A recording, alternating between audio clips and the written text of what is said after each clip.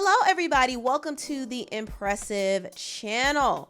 Now, it was reported by TMZ that the singer Cassie is actually cooperating with the feds in their whole investigation against Diddy. Now, last year, Cassie did file a lawsuit against Diddy, and she claimed that he did a lot of heinous things to her, like violating her, drugging her, putting the paws on her, pimping her out, all types of terrible, terrible things. And Diddy quickly settled with her. He settled that $30 million lawsuit, and a lot of people felt like he was guilty because he settled so quickly.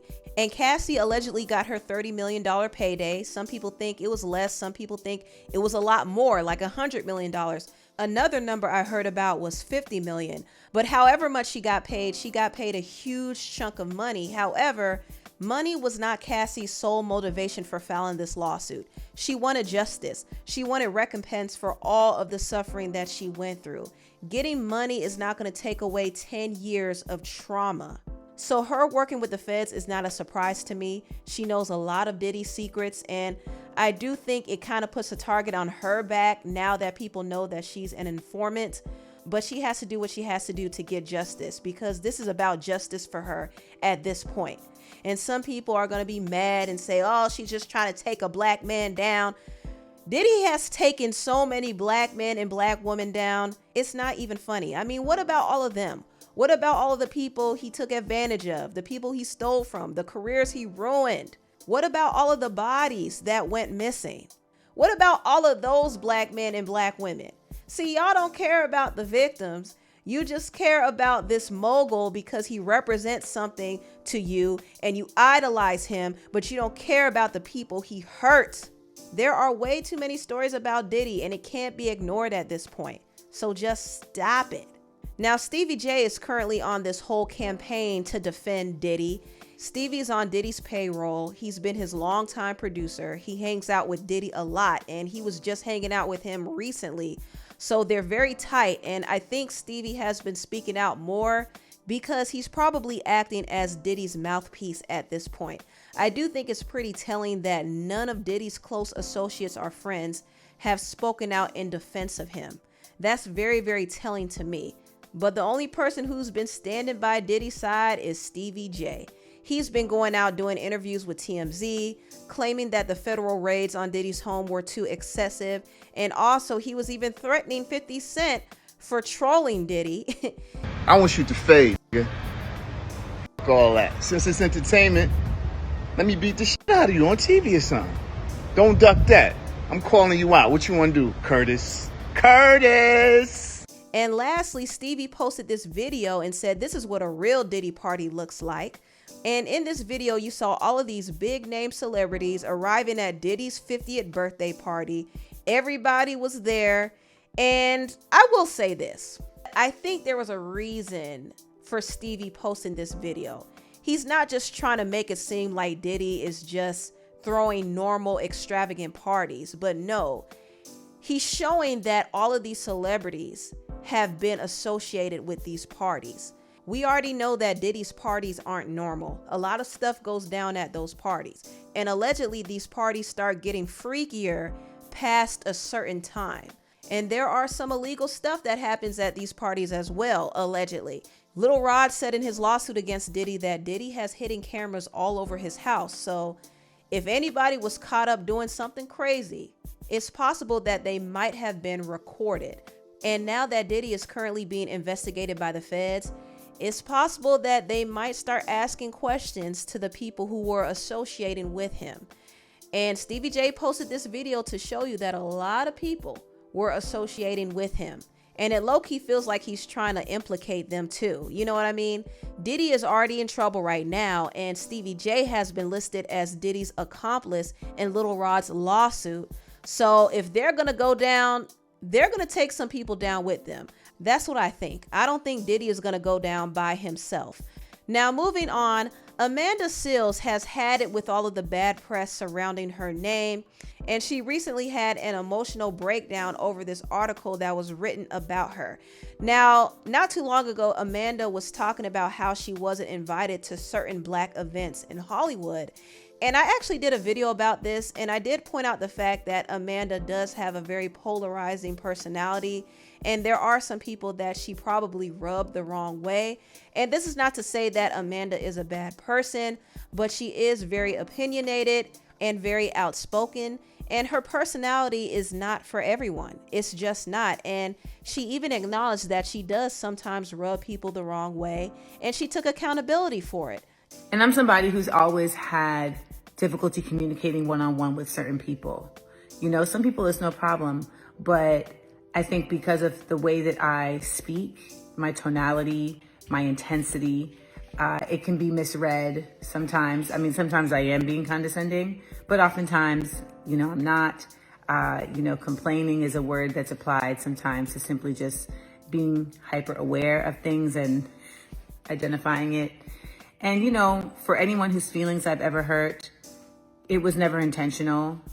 But I also acknowledge that sometimes my reaction possibly, actually, could be incongruous to what has been said to me.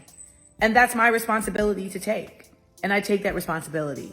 Now, Amanda has been called out by several Black media publications over her attitude and personality. And there was a recent article that was posted by a journalist named Monique Judge, and she posted this article about Amanda Seales on The Grill, and she was highlighting some of Amanda's controversial stances. And when Amanda caught wind of this, she was very, very upset. Okay, honestly, I've had enough. What the fuck is wrong with y'all? Really? 3 pieces. 3 from 3 people I have never met in my life. From 3 publications that are supposed to be about uplifting Black people, which is all I have dedicated my life to doing. What hubris do I have? You people literally cannot stand that someone has studied and is speaking on what they study, that someone has read and is speaking on what they read. You can't stand that someone loves us. You people who are continuing to attempt to break me down, you will not break me. You cannot break me. I am loved. I am anointed. I am touched. I am working through the blood of our ancestors. You will not break me. And it is so sad that you are so broken that this is the effort that you would take to try and get some clout. And you know what? Let's say I did get broken. Y'all will be the first ones to be like, see, y'all be doing too much. No, big up to all my strong Black women who are supporting other strong Black women and every other person supporting us. We love you. The rest of y'all can suck up. But I hope these people that are taking their time to bring me harm, one, I hope you understand that that is a reflection of your own hurt. It took me so long to know that I was worthy of loving myself. But I really do. I really do love myself.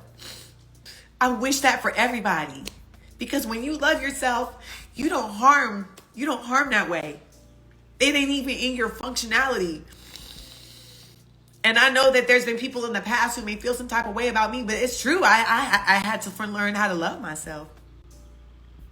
So I hope that they learn that too. I hope these people that are using their skill and their talent to wield such darkness, I hope that they understand that as artists, that is such a misuse of your godlike skill. It really is. It really is. You know the godliness that comes from making something out of nothing? It's beautiful to be able to do that. So to do that, to inflict upon someone else is trippy. It's really irresponsible. What someone may call hubris is really just me knowing that I come from something great. And I want you to know I'm not crying right now because I'm sad. I'm furious. I am furious. But you know what I'm furious about? I'm not even mad about them and talking to me. I'm furious that we have allowed ourselves to be this corrupted. I am furious.